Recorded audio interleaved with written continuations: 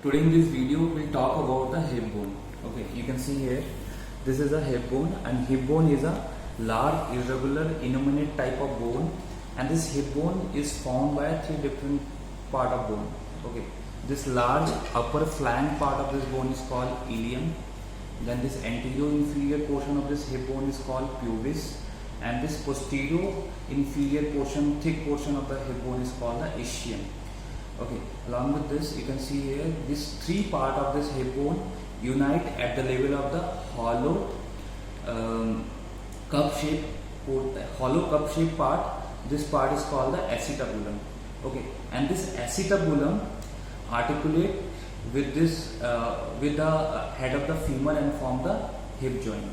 Okay, and you can see here just below this acetabulum you can see here a large foramen. This foramen is called operator foramen. Okay, anteriorly the operator foramen, here you can see the pubis bone is situated, and another word you can say the pubis bone forms the anterior boundary of this operator foramen, and posterior inferiorly this operator foramen you can see here a thick portion of the hip bone ischium are situated, and another word you can say the ischium part of hip bone is formed the posterior inferior boundary of this operator foramen. Okay, and along with this, the medial border of pubis. Okay, this medial border of the pubis attached with another side of medial border of the pubis bone and form the pubis symphysis, and the two hip bone plus the sacrum. These three bones unite and form the bony pelvis. Okay, so these are all about the introductory part of the hip bone. Okay, so guys, now the next part of this video we talk about the site determination of the hip bone. How will site determine the site of the hip bone? Okay, when you go for the site determination, you always remember the direction of the acetabulum. It should be laterally. Okay, so direction of the acetabulum it should be laterally. Then this upper portion of flank portion of this hip bone called ilium, its lies should be superiorly in relation to this acetabulum. Okay, and this pubis bone which is situated anterior inferiorly, and this ischium bone, this portion is situated posterior inferiorly. Okay, these are some points which help when you go for site determination. Okay, then we'll talk about the anatomical holding or anatomical position of the hip bone. Okay, hip bone not lies exactly like that. Okay, it is lies somewhat tilted. Okay, so when you see the anatomical position of hip bone, you always remember. You can see here one of the bony elevation over this ilium bone. This bony elevation is called the anterior superior iliac spine. As same manner, you can see here another tubercle-like process. This tubercle-like process over this pubis bone. This tubercle-like process is called a pubic tubercle. Okay, these two bony elevation are, when you see the anatomical position, these two bony elevation like anterior superior iliac spine or pubic tubercle, which is lies as a same coronal plate. These two structure lies same coronal plane. Along with this, the pelvic surface of pubis bone. This surface is called as posterior surface or pelvic surface. The pelvic surface of the pubis bone should be directed backward and upward, and the anterior surface of this pubis bone which directed forward and downward. Okay, so these are some points when you go. You always remember when you go for the anatomical position or anatomical holding of the hip bone. Okay, so guys, this is all about the general aspect of the hip bone, like site determination and anatomical position. Okay, now today in this video we only study the upper portion or ilium portion of the hip bone. Okay, and now our coming video will study the next portion like pubis and ischium also. Okay, so today in this video only we study this ilium portion. Okay, so let's start. What is ilium? You can see here I already told you what is ilium. Ilium is the upper flank portion of the hip bone. Okay, you can see here. This is a look like a flank or fan shape. And ilium is a Latin word that means is loins. Okay, and this ilium contribute the formation of the acetabulum also. Basically, the upper 2/5 of this acetabulum is formed by this ilium bone. Okay. Along with this, you can see here the ilium has a following different feature. We'll talk one by one. You can see here ilium has two ends. First, you can see this ilium has a superior end, which is curvature like or convex curvature like, and it has inferior end which is fused with this pubis and ischium at the level of this acetabulum, and it has three borders. You can see here, this is anterior border, this one is posterior border, and you can see here this one is medial border. Okay, and along with this, ilium has three surfaces also. You can see here, this lateral portion is called gladial surface, and this medial surface is called medial surface or iliac fossa. Okay, medial surface is further divided into two portions. Anteriorly, this medial portion is called gladial fossa, and posteriorly, this portion is called the sacropelvic surface. By this medial portion of this ilium divided by this medial border. Okay, anterior portion is called iliac fossa, and this portion is called sacropelvic surface. Okay, so we'll study one by one of feature of ilium. Okay, so we'll study first the iliac crust. Okay, so I already told you the iliac crust is the upper end of the hip bone. Okay, and when you see from the top, okay, when you see from the top of the iliac crest, you can see this. You can able to see this iliac crust is a somewhat S-shaped. Okay, this portion of this iliac crust is a ventral portion, and this portion is dorsal portion.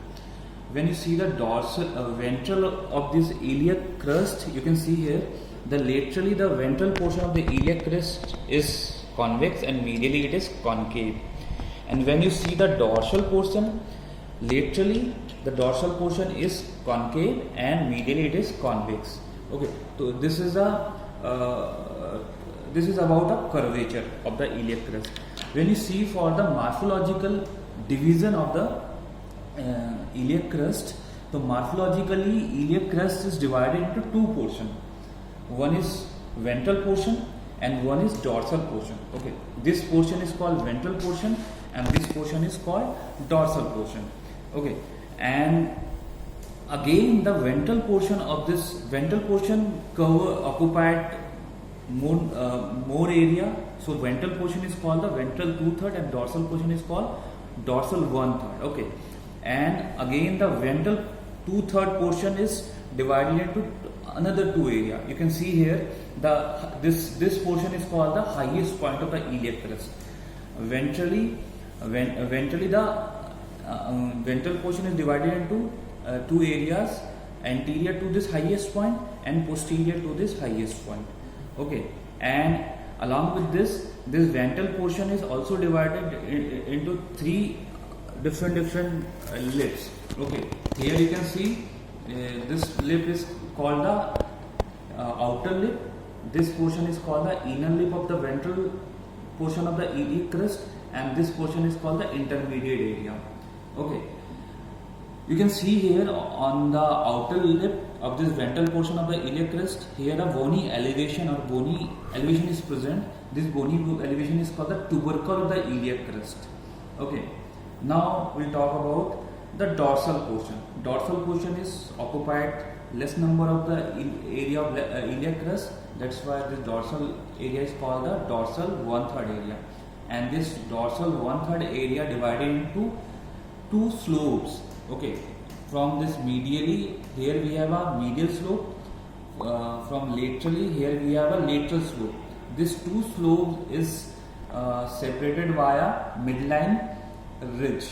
Okay, so dorsally we have a medial and lateral slope.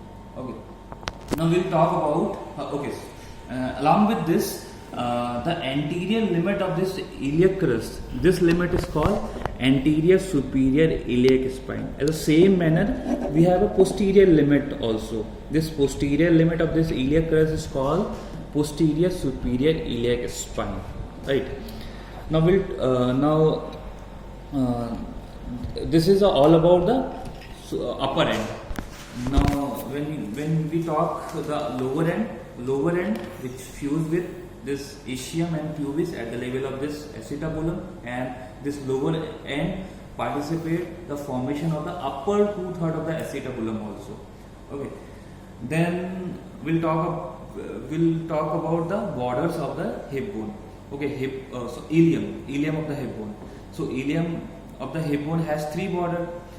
One is anterior, medial and posterior. Okay, when you see the anterior border, so you can see here the anterior border start from the anterior superior iliac spine. Then when you stress this anterior border, it's dip down, then again it descend downward, and you can see here another bony elevation. Okay, another bony elevation over this anterior border of the ilium of the hip bone. This bony elevation is called anterior inferior iliac spine. Okay, then it merges with the upper margin of the acetabulum. Okay, so anterior border start from the anterior superior iliac spine, then it go downward somewhat deeper. Then you can see here another bony elevation. This elevation is called anterior inferior iliac spine. Then it is merged with the upper margin of this acetabulum. Then we'll see the posterior border also. You can see here this is anterior, this portion is posterior. When you see from the posterior border which will start from the posterior superior iliac spine, then it go downward. Okay, go downward. Then you can see here another bony elevation.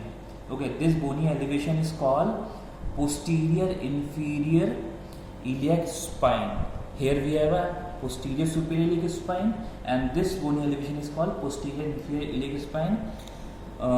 Below this posterior inferior iliac spine, the posterior over this posterior border of the ilium, it go deeper and downward, and here it is form a deep notch. This deep notch is called the greater sciatic notch. Okay, then it merge with the ischium of the hip bone. Okay, so this notch is called greater sciatic notch. Then below this greater sciatic notch, you can see here another elevated portion. This elevated portion is called the spine. Okay, and then here we have a medial border. Okay, we'll already study anterior border, posterior border. Now turn of medial border. Okay, so medial border, which is start from the highest point of the iliac crest, it go downward, and it merge with the anterior margin of the greater sciatic notch. Okay, so this border is called medial border. Medial border separate anteriorly by the iliac fossa and posteriorly by the sacropelvic surface. Okay, now this is all about the borders of the ilium. Now we'll talk about the surfaces of the ilium. Okay, so ilium has three surfaces. First, this lateral surface is called gluteal surface. Okay, this gluteal surface is it is a convex. Anteriorly it is convex and posteriorly it is concave. Okay, anteriorly it is convex and posteriorly it is convex. Okay, and this gluteal surface is divided into three gluteal line. Okay, this gluteal line is first, you can see here, here we have a posterior gluteal line. Okay, basically the posterior gluteal line, which is start from the just 5 cm anterior to this posterior superior iliac spine, it runs downward, and it is merged with the upper margin of the greater sciatic notch. Here It is merged with the upper margin of the greater sciatic nerve. Then just anterior to the posterior gluteal line, we have an anterior gluteal line. Anterior gluteal line, which is start from 4 centimeter behind to this anterior superior iliac spine of the iliac crust. It go downward, okay, and it merge with the apex of the greater sciatic nerve here. Anterior gluteal line start from the 4 centimeter behind to this anterior superior iliac spine of the iliac crust, and it go downward and merge with the apex of the gluteal line. Posterior gluteal line start from the 5 centimeter anterior to the posterior superior iliac spine. It is also go downward and merge with the upper margin of the greater sciatic nerve. Then another line here, this line is called inferior gluteal line. Inferior gluteal line, which is start from the anterior inferior iliac spine. It go backward and downward and it merge with the lower margin of the greater sciatic nerve. So on the gluteal surface we have three lines, gluteal lines. One is posterior gluteal line, then anterior gluteal line, and inferior gluteal line. By these three lines, the gluteal surface is divided into different areas. Okay. Then we'll talk about the medial surface of the ilium bone. Okay. So medially, the ilium bone is divided into this iliac fossa and sacropelvic surface. Okay, iliac fossa is also called as iliac surface. Okay, you can see here the iliac surface is a concave depression like structure, smooth concave depression. Then when you see the sacropelvic surface is divided into three portions: tubercular part, auricular portion, and pelvic portion. Tubercular part is a rough and bare different tubercles. Auricular part is a articular auricle-like part of the sacropelvic surface, and it forms articulation with the sacrum and form the sacroiliac joint. And just behind the auricular portion we have a smooth surface. This portion is called the pelvic surface. Okay. Okay. Now this is all about the bony feature of the ilium bone. Now we'll talk about the attachment over this ilium. Okay. So first we'll talk about the attachment over this anterior superior iliac spine. Okay. So anterior superior iliac spine provide two attachment. One is from here the sartorius muscles takes origin. Along with this, the lateral head of the inguinal ligament, which is attached over this anterior superior iliac spine. Okay. Now we'll talk about the attachment over this iliac crust. Okay, I already told you iliac crust divided into two portions, ventral and dorsal. Ventrally, it is also divided into anterior to this highest point and posterior to this highest point. And along with this, it is divided into outer lip, inner lip, and intermediate zone. Okay, when you see the attachment over the iliac crest, it is a bit complicated. So, guys, you listen carefully. Okay, so first, the fascia lata, which is attached over this whole extent of this outer lip of this ventral portion of this iliac crest. Then you can see here, this portion is called the tubercle of the iliac crest. Just anterior to this tubercle of the iliac crest, from here, the tensor fascia lata muscle takes origin from this aspect. Tensor fascia lata muscle takes origin. Below, behind this tubercle, we have a insertion of the external oblique muscle. Okay, from here we have a insertion of the external oblique muscle. This portion. Okay. Then.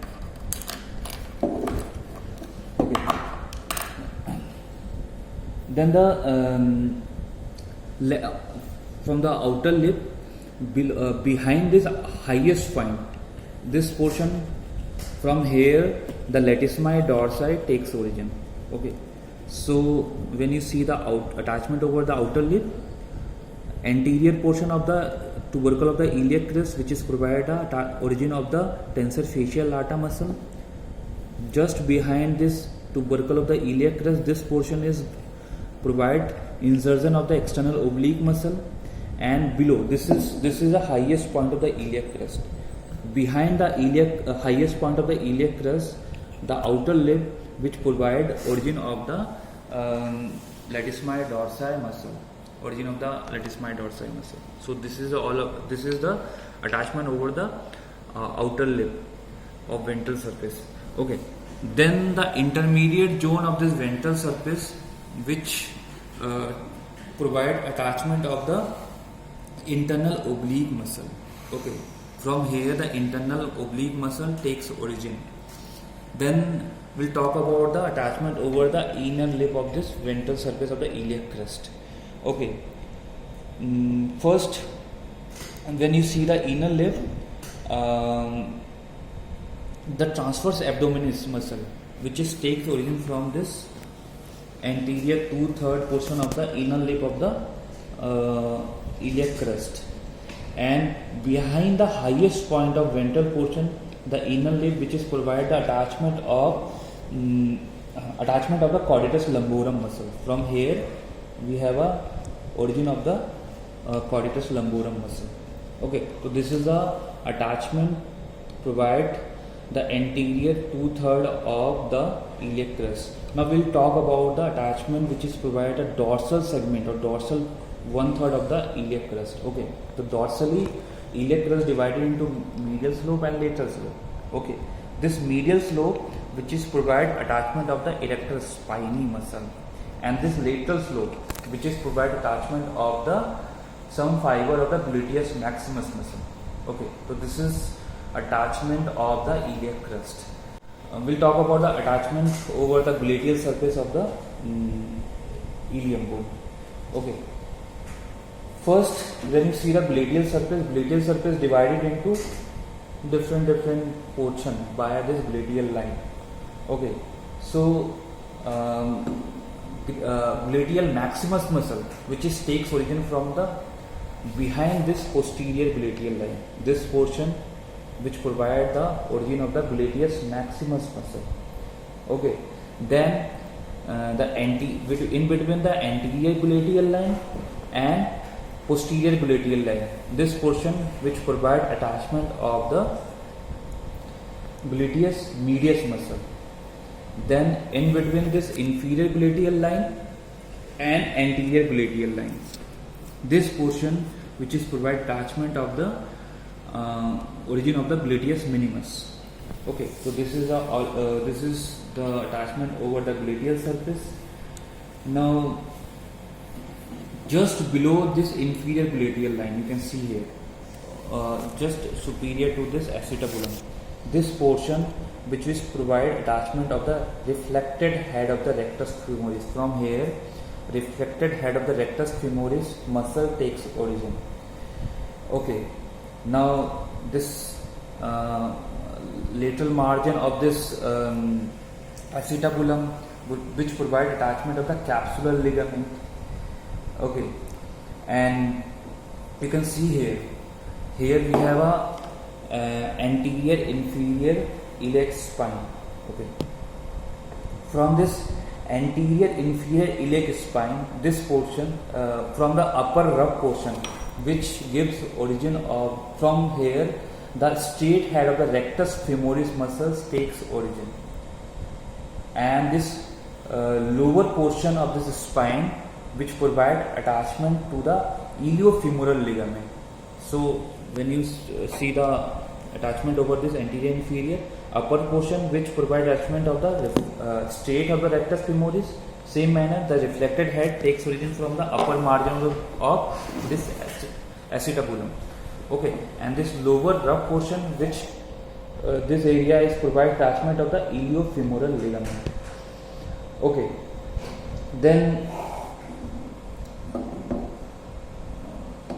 we'll talk about the attachment of this posterior border of the ilium bone.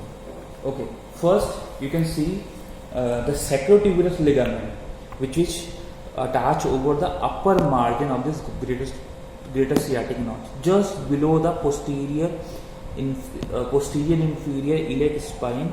From here, the sacrotuberous ligament is attached. Okay, then some fiber of the piriformis muscle, which takes origin from the upper margin of this greater sciatic notch, along with this sacrotuberous ligament. From here, some fiber of the piriformis muscle also takes origin. Okay, then we'll talk about the attachment over the iliac fossa. Okay, so here we have a iliac fossa.